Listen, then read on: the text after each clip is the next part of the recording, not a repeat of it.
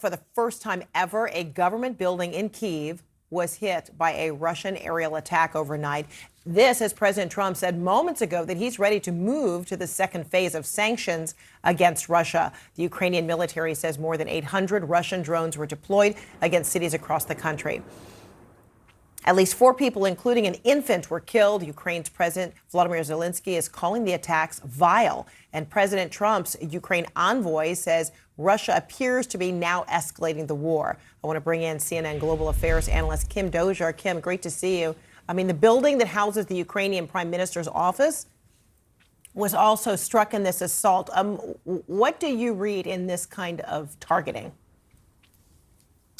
It is hard to know whether Russia has tried to hit these buildings before, but was not able to make it through the anti-missile and anti-aircraft protection around it, or if this was intentional.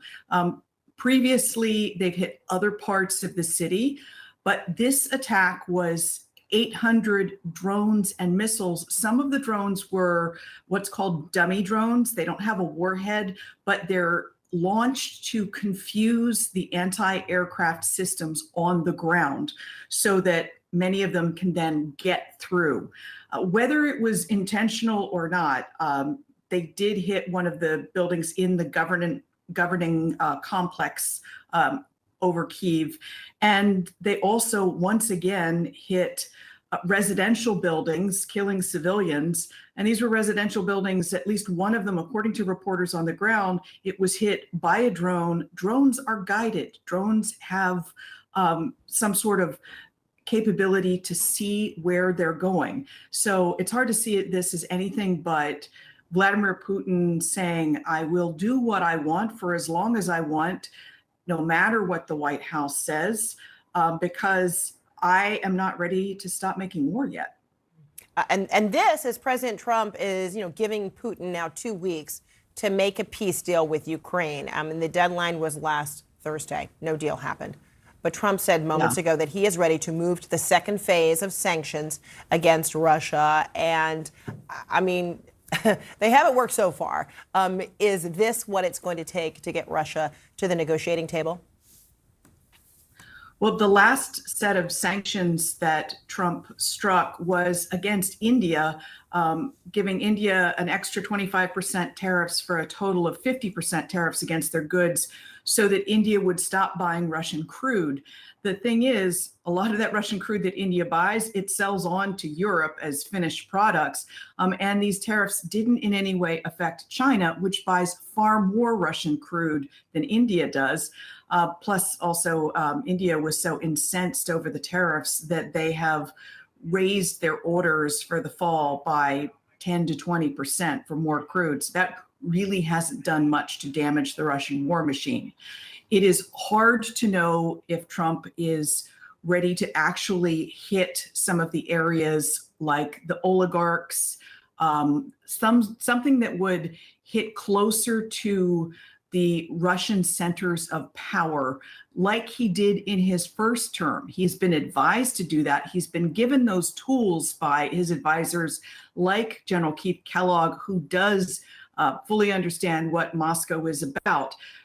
The question is that we're all waiting and watching to see, will he finally lose patience with Putin and pull the trigger on something that will actually be painful to Putin himself? Yeah, it was only a couple of weeks ago. There was the Alaska summit. The president left that very hopeful.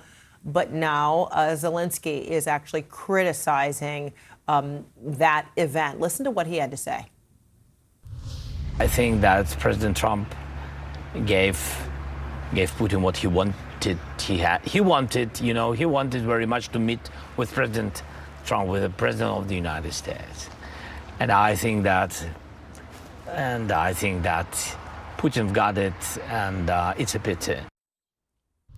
And how do you suppose those comments are going to be interpreted? Because Zelensky has tried to be really complimentary of this White House, especially after the debacle of that, Oval Office meeting earlier in the year. But now that he is, I guess, bold enough to say that, be critical, and that Putin has gained something from that summit, how will that be met at the White House?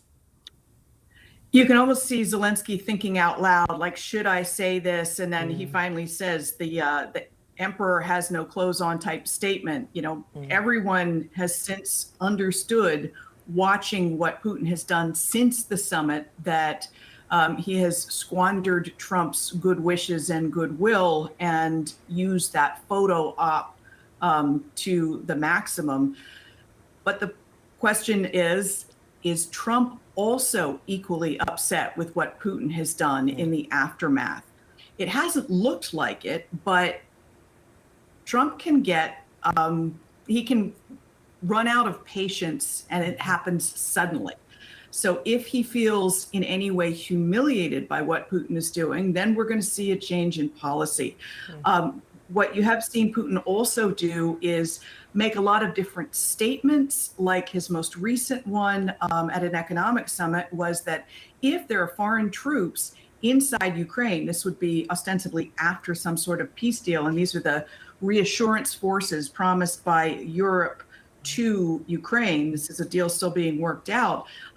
Putin has said that those would be valid targets. This is not the kind of message you send if you're going to allow Ukraine, as Putin has previously said, to continue to exist as an independent nation that needs its own protection. Say free! You say BC! Free!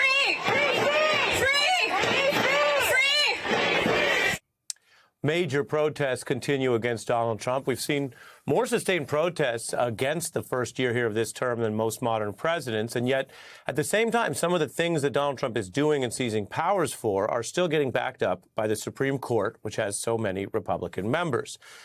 The rulings that we're seeing are against this backlash. Massive crowds in D.C., one church ringing its bells in solidarity.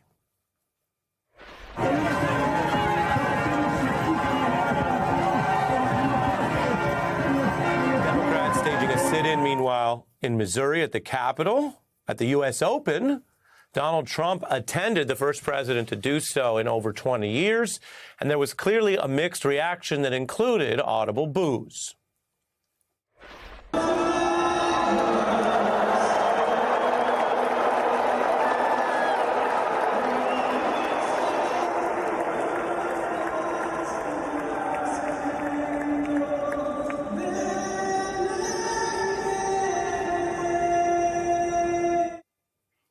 That's just one indicator from sports. Meanwhile, on the streets of Chicago, we saw signs against ICE and Trump's crackdown. An aerial view here of the protests about Trump sending in more federal troops. One sign said Trump must go now. You could see that hovering in the crowd. The Democratic governor speaking out. It's, I believe, a nefarious plan. It's one that's been repeated over and over again by tyrannical dictatorships across history, where you try to incite local population into some mayhem by sending in police or other disruptors, and then claim that there's too much mayhem on the ground, and therefore there must be troops that are sent in. The Democrat there speaking to Jen Psaki and explaining his view of why this is nefarious. Now, there is legitimate ways to enforce immigration laws. Many countries do that.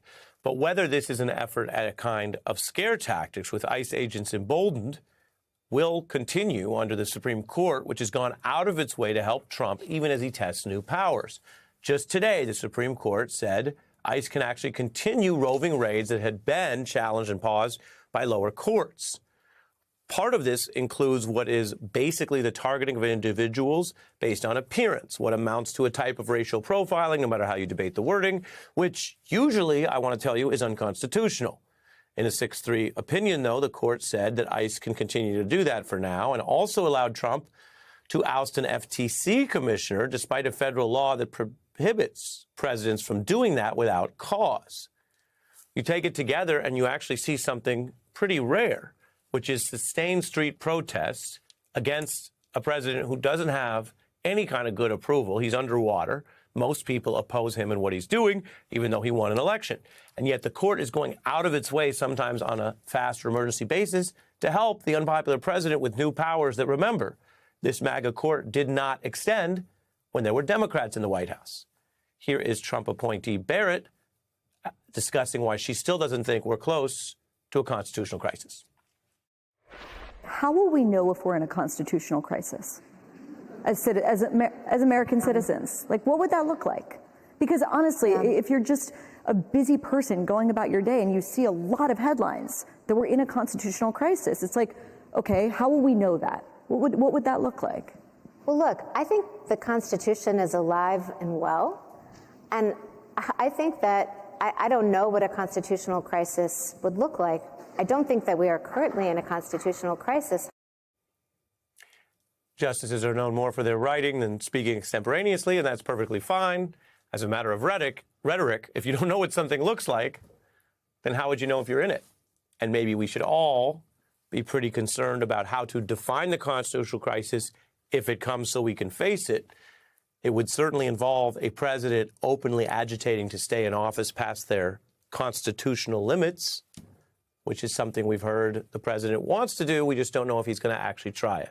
Your thoughts on what I mentioned, which is in normal times, the Supreme Court goes slowly. We've seen them when they want to go slow.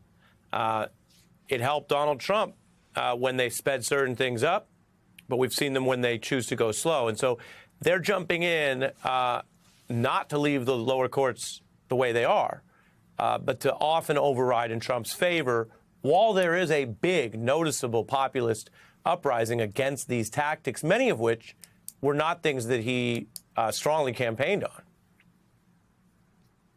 Yeah, the thing is, Ari, the court can move slow, the court can move quick. They move quick when they feel like it.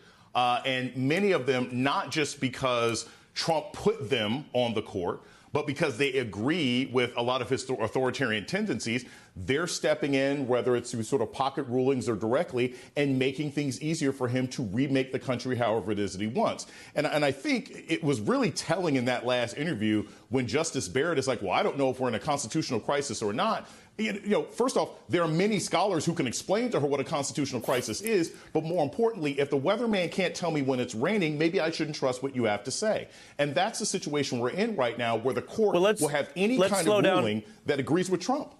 Let's slow down on that point, because I meant what I said, that if she wasn't ready for the question and didn't have a great answer, that's not the test of a judge. In other words, if she could have a better answer and write it down in a ruling, we'd all say great. But the term constitutional crisis has become coded for, is this all messed up or not? And her interviewer was kind of saying, hey, this isn't that messed up, right? Like, don't believe the hype. It's not a constitutional crisis. And then she says, I don't know, but yeah, it's not. And so, of course, that itself is concerning, because there being guardrails shouldn't be coded for anything other than enforce the guardrail. I don't care what party the president is. If AOC is elected and says that her, quasi-socialist agenda means she can send troops anywhere to do anything, anytime, send the troops into every hedge fund without due process, you know what I'd say then? I'd say that's not how the federal troops work. I don't care what the agenda is. That would be the kind of answer that we would want, right? That's kind of my point, that if something as basic as constitutional crisis, I don't care if you're writing it down, I don't care if you're reciting it, I don't care if you're spoon-feeding it to a baby. It's the bread and butter of being a Supreme Court justice. And I will say this, as a layman, I always say, I'm not a lawyer, I don't play one on television. But if the Supreme Court can rule that racial profiling and using race is okay to randomly kidnap people off the street, but using race as a factor to determine whether or not someone has overcome specific difficulties in order to get into college, that's where race is a problem. But it's okay to pull people off the street for speaking Spanish and hanging out outside of Home Depot. That, to me, is a crisis.